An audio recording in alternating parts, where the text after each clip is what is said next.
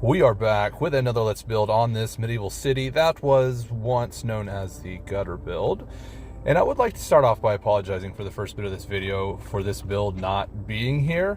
When I started recording, it cut off after about 4 minutes. I don't know why, but it did save, and I know it was there. I made sure it was there before I continued, but when I transferred all of the recordings from the external drive, it was nowhere to be found. Fortunately, everything that was missed does get seen again.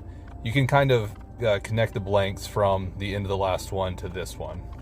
I would also like to apologize about the way I kind of jump around. I honestly didn't have a full plan during the entire build. You will see things change on the fly, but I have an overall idea, and the way this started was very important, so I needed to make sure it was right. So there are 2 buildings going up. Right now, I am working on the Blacksmith.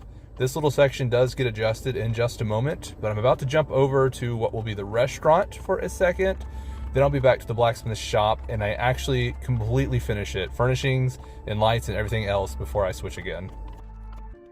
And we're back to it. You can see I moved the door further in, making this section open to the outside. I didn't build anything new off camera, I just relocated the walls off camera. There will be a basement to this shop. I imagine it'll be deep storage for armor and weapons that haven't sold yet, but I don't actually finish the basement because the size and shape will depend on a few future projects that will be adjacent to it. Also, I'm not doing a walkthrough at the end of this video. There will just be the final reveal to end it. The walkthroughs get recorded before I do the voiceover over this part, like I'm doing now. So by the time I edit this part, I tend to forget some things I said, which leads to redundancies. Plus, with the playback being a little slower, instead of leaving empty spaces like I talked about before, I can fill it up with things I would have mentioned in the walkthrough. So I did already record one for this one, but this time I watched it and I took notes for talking points from it to add to my other notes. One of the biggest things I like to make sure gets included is lore. I think once I expand the city out enough, I'm going to use it to tell a story. That's something I haven't actually done in a video in quite a while, and it's something I actually really enjoy doing. So let's talk about the blacksmith. The blacksmith isn't your typical angry guy you'd find tending most blacksmith shops. He's a very likable character, a bit of a jokester even, and a married man. He has a very lovely wife who helps with his craft. They've been married for a while. They married before settling into this town and taking over for the town's old blacksmith. It's just the 2 of them, no kids, but not because they didn't want any.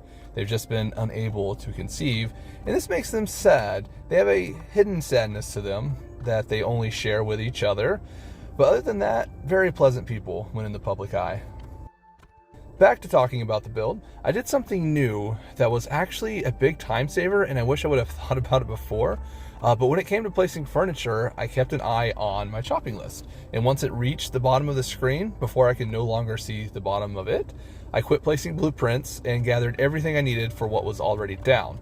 Like I said, saved a lot of time. I no longer needed to manually add up things that couldn't be seen just to try to keep the building seamless. But that's the end of the blacksmith shop. Now we're in the basement of the restaurant. This basement isn't connected to the restaurant from the inside. You can only get to it from the outside. But I also don't finish this basement for the same reason as the other. But this one will be cooler when I do finish it.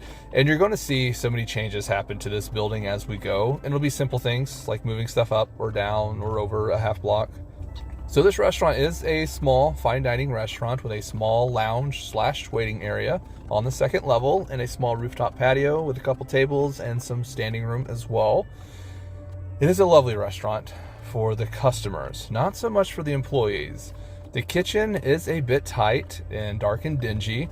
The owners of this restaurant aren't the greatest people, and you've actually met them before. It's the same people who rent out their unsuitable basement for far too much money to someone who doesn't have any other options. They're greedy, they care more about the money, and treat people poorly. Their restaurant staff is overworked and underpaid, but even still, the staff continues to produce exquisite cuisines, and they keep the restaurant looking just as exquisite. As for the build itself, I feel like I definitely struggled here. And I'm sure it's because I didn't really lay out like a full blueprint foundation like I've done with all of my other buildings. Like I said, I had an overall idea, but I did not have a plan on how to actually get there, which is why things changed so much. And the roof ends up looking a little bit funky in the end because of that. but it still works as long as you don't try to look too closely at it. Right now, you're seeing the rooftop patio come together, and I accidentally ended up creating this walkway along the back of the roof. I don't do anything with it though, and I may not even do anything with it. It may just be like roof access point for maintenance and stuff. And I'm not sure if this has been shown yet, but it's the alley that leads to the entrance to the basement of this building. I wanted it to be a little more secretive and spooky looking, but even at night, the moonlight still shines through there, and I think it's because I had to leave it as 2 blocks wide because of the building behind it. It has a dormer that sticks out pretty far, but it's fine. It doesn't really bother me. The point still gets across. We are finally getting into the interior of this building. This is the floor for the lounge/waiting area, and I've continued to play with floor designs, meshing different types together to make interesting patterns. But for this one, I mainly just used it to define the hallway or walkway from the sitting areas, mainly as a transition. But these chairs, if you didn't know, after you build them, you can move them closer to the tables. It's a bit annoying that you can't place them up to the tables as blueprints, but that's why I have them all placed so far away right now. In this lounge, I played with several layouts before landing on this one. I wanted there to be more sitting area, but the space didn't really allow for it. But I do like how it turned out. It feels more personable and intimate with a fewer seats. I really kept this entire restaurant minimal. It's like a minimalistic modern vibe set in medieval times. Nothing really makes sense here. I mean, we're the size of ants, so logic isn't even relative at this point. Now we're in the kitchen. The kitchen, as I mentioned, is a bit dark and dingy. It's tight with some outdated cooking appliances. And in just a moment, you'll see the upper area that was created from the roof overhang. I turned that into upper storage. I imagine dry storage, like rice or seasonings, or maybe even extra cooking utensils or cutlery. And of course, I had to make this place look supported and complete. Here's a random assortment of pots and storage chest, and we should be about to hop outside. Yeah, so this is no longer the main square. I know this is the second time I'm changing my mind on the location, but I have finally found a definite spot you'll be seeing soon, hopefully. But we are coming up on the end of this build. Stay tuned for the final reveal, but this is it for my rambling. Thank you for watching, and thank you so much for your continued support. Until next time, I'll see you.